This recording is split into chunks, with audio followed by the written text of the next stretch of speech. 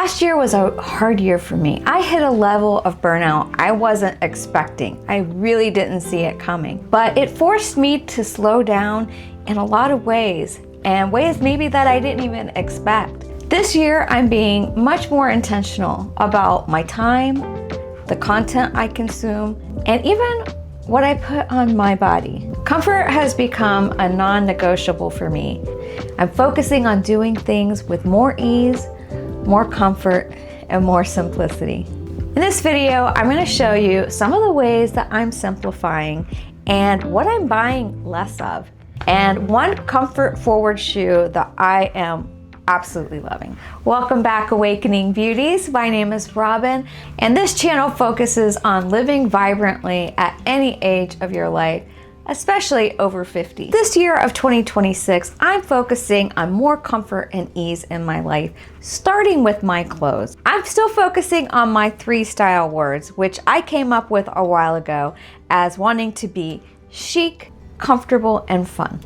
But I refuse to suffer for fashion the way that I did back in my 20s. We all did that. We wore those stilettos and we suffered for fashion, and we were happy to do it.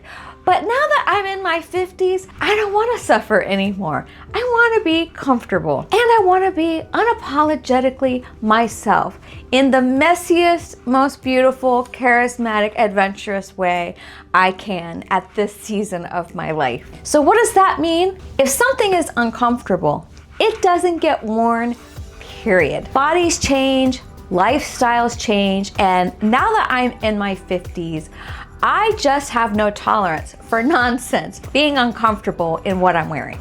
But comfort doesn't have to mean sloppy. Comfort is ease with fewer decisions to have to make, while still being confident in what you're wearing. So this year, like I said, I'm looking for things that are not only comfortable, but better quality and sustainable. But they've got to stick to my 3 style words: chic, comfortable, and fun. I've stopped buying shoes for photos and started buying shoes for real life. So I know for myself that I no longer will suffer for fashion. I am so happy that I have discovered VIVAIA shoes. This is not sponsored, but they did gift me some shoes. These loafers from VIVAIA are so playful and fun, not to mention extremely comfortable. Look at this embroidery of puffins on my shoes. They are the cutest. And this embroidery is extremely high quality. And the best part is that VIVAIA has designed the Audrey with over 10 different patterns. Another great feature is that if you get them dirty, no stress. You can literally throw them in the wash and they come out looking brand new. They are also foldable and travel friendly. I recently took them on a 2-day trip I had to take. You can literally fold them up and toss them into your bag. I can't tell you how many times I've personally been victimized by stiff loafers. I carry Band-Aids with me all the time. So if you too have suffered, then don't call a lawyer. Consider this your shoe apology. This has a soft heel pillow, and it's so flexible. It also has cushioning in the footbed. The VIVAIA promise is simple: style that is sustainable, stylish, and unbelievably comfortable. And I just love them. I've been wearing them constantly. What animal do you want to see next? Write it down below in the description. And I know VIVAIA is going to be watching this and checking for the comments. So you never know. Your animal of choice might just end up on their next Audrey shoe. I also want to introduce you to their other shoe that they sent me. This is the Sneakerina, and I've also been wearing these. They're so comfortable. They have that same foldable structure. They have a narrow look and make your feet look more narrow. My feet aren't actually this narrow. Even if you have wider feet, it still makes your feet look slim without being tight. And the fun thing is that you can choose a set of laces. It comes with this, with 2 red laces. But I also got this leopard lace, which is so cute. And compared to other very high-end Sneakerinas that you see on the market, this is a way better price. So I'm a huge fan of these very comfortable shoes. Check them out in the description and use my code AWB10. If you're ordering this in the first 3 days of this video posting, you'll get 12% off. And then after that, the code will remain active at 10% off. One of the problems that I find with other people and with myself is that we have too much clothing, but yet not enough to wear. This comes from chasing trends or buying for the fantasy self, which, by the way, I don't have a problem with. Last year, I did a video about buying for the fantasy self, and I do believe in having fun with your wardrobe. But if we're constantly just buying things for the fantasy self, then we're ignoring 99% of our daily waking life and what we actually will wear. And it's fun to have some of those items that are just a little different and maybe step outside of our comfort zone and sort of try on a new style, try on a new personality. I'm an actor, I do improv comedy, and I'm constantly putting on new characters, which is a lot of fun. And so I like to do that sometimes with my wardrobe too. But we have to be realistic about what we're actually going to wear for that other 99% of our life. And another reason why we have a closet full of clothes and nothing to wear is because we're not buying things that are necessarily comfortable. If you have those jeans that you can barely button up and much less breathe in, you're not going to wear them. If you're buying clothes for a size smaller than you are with the hopes that you're going to lose weight, then I have news for you, my friend, because I've been there. I've done this. They're gonna sit there and you may or may not lose that weight. And that can be very frustrating to have things hanging in your closet that don't fit you. So my one non-negotiable is I will not have things in my closet that are too small for me. In fact, I have a couple of things in there right now that I know I need to take out because they fit me 2 months ago, but they don't fit me now after the holidays. So I need to take those out. I also know I have a couple of things in there that are uncomfortable. And as much as I've tried to convince myself to wear them, I just won't.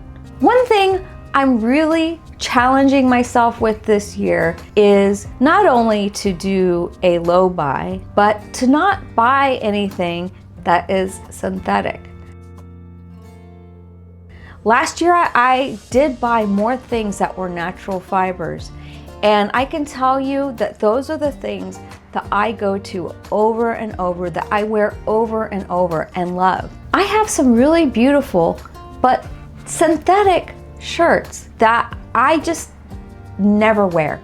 I never wear them because they're just not as comfortable as natural fibers are. I have these beautiful blouses, but they're polyester, polyspandex blends. And I find myself just skipping them. I'll have them laid out because I lay out a bunch of outfits. I'll get like 10, 20 outfits ready and just line them up in my closet. I will end up a lot of times skipping these. And I've come to realize the reason is because they make me sweat. They're synthetic fibers and they're darling little tops and I love them, but I'm probably going to end up decluttering them this year because I've just refused to feel uncomfortable in my clothes, and these make me feel uncomfortable. I don't want to have to talk myself into wearing something. If I have to talk myself into wearing something, it probably doesn't belong in my closet. So I want to introduce you to the concept of a wardrobe filter. Before something makes it into your closet, or if you're considering whether something should have a place in your closet still, then ask yourself these questions. Can I wear this for 6 to 8 hours without thinking about it? So in other words, am I wearing it and not noticing it clinging or feeling tight or feeling itchy or making me sweat overly? Can I walk, sit, stand, and live in this? Does it work for my current lifestyle? You may have worked in an office environment that required you to dress up every day, but But maybe now you're retired or you've changed careers and have a more relaxed life. Holding on to all of those business clothes doesn't really make sense for you anymore, no matter what good quality it is. And hanging there and taking up space in your closet when it doesn't suit the lifestyle that you have now is taking up valuable energetic space as well as physical space. I do believe that what we purchase and what we wear on our bodies carries a certain energy. How many times have you looked at a dress in your closet? Maybe that you've only worn it once or twice, but you remember exactly where you were, who you were with, what you were doing when you wore that outfit. I had a whole closet full of beautiful dresses and skirts and blouses. Those all belonged to a certain time and period in my life when I was a part of a certain religion that I ended up leaving because I grew to understand it was a cult. It didn't serve me because I didn't believe in it any longer. And for a good year or two, I still held on to all of those dresses. I came to realize that those were reminders in my life of a time that not only was very painful, but I had left behind and I was never going back. So I donated all of those things and I don't have a single thing left in my closet, although now it's been over 10 years, but I don't have a single thing. Even shoes. I got rid of even the beautiful high-heeled shoes because it was a reminder of that time in my life. So it didn't suit who I am and now anymore. It didn't suit my current lifestyle. And so I let those things go. Another question to ask is, would you pack this for a trip? Generally, especially if we're taking a trip where we know we're gonna do a lot of walking, we're packing some of our most comfortable clothes.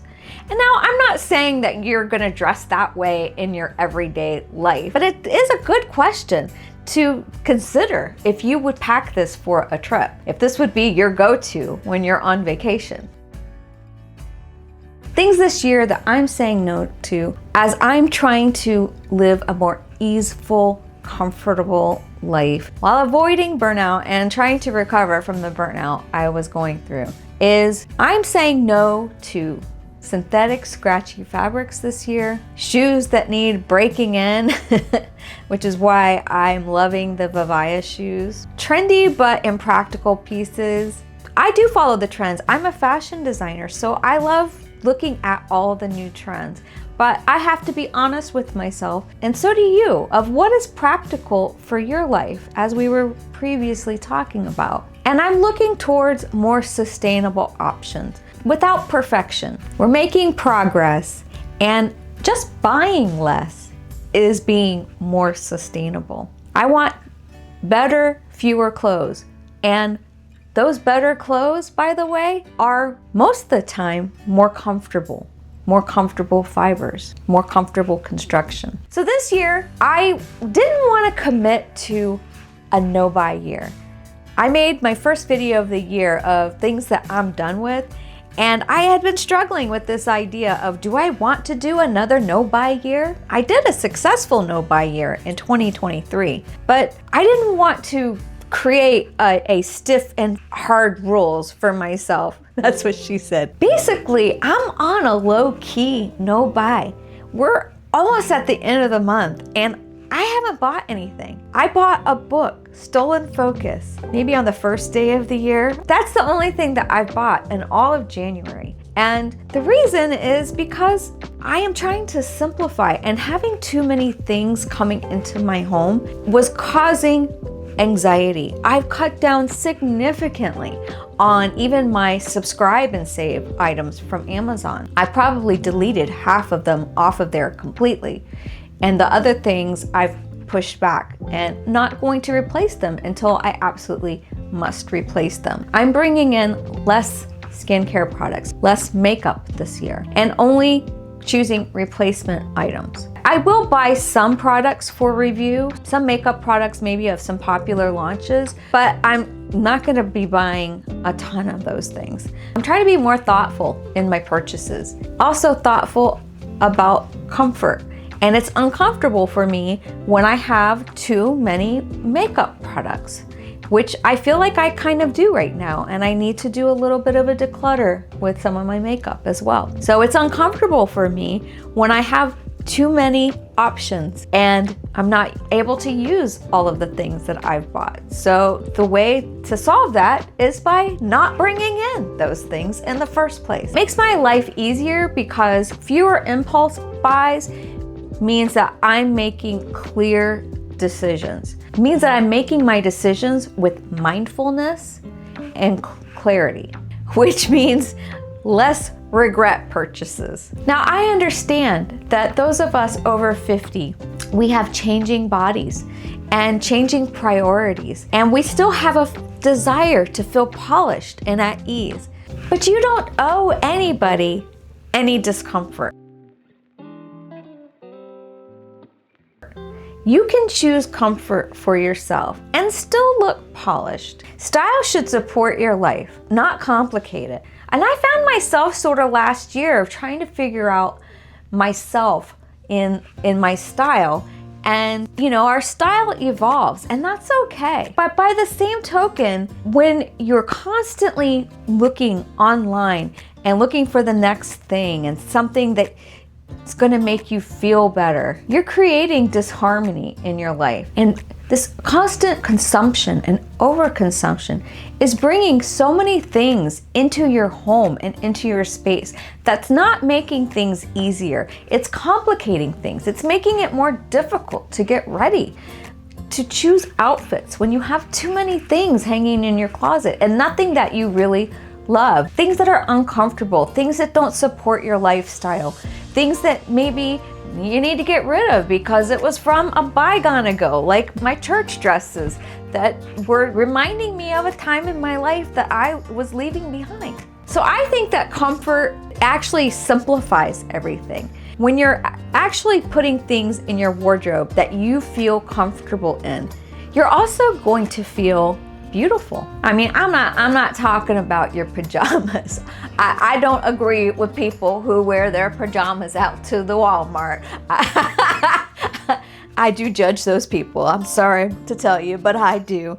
I think, come on people, get it together. You could put on a cute little sweatsuit from Old Navy. That would be a much better upgrade. And that's not what I'm talking about. But I'm talking about wearing things that are natural fibers, that breathe, that fit your body and your proportions in the right way. Choosing comfort really does simplify everything. And that's what I'm looking for this year, is simplifying my life. So tell me, what is something in your closet that you're holding on to that is the most uncomfortable thing that you own, but you keep it anyways? Also, let me know if you're considering a low buy or no buy year, if you're in the process of doing that. Well, thanks so much for watching. Again, if you're curious about the VIVAIA shoes that I showed, the links will be down in the description and in the pinned comment.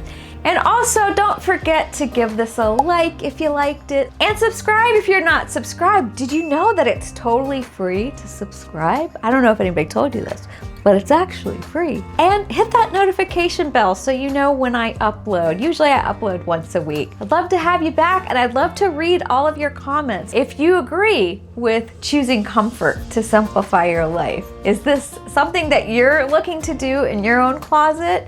And if so, let me know. Let me know what you're doing to simplify and to build a more mindful, peaceful life. The world is sort of crazy right now, and I think we all feel a need for cocooning ourselves and choosing things that bring us calm and ease and back to our true selves. Thanks again for watching, and until next time, in case nobody's told you this recently, you know what? You're doing great.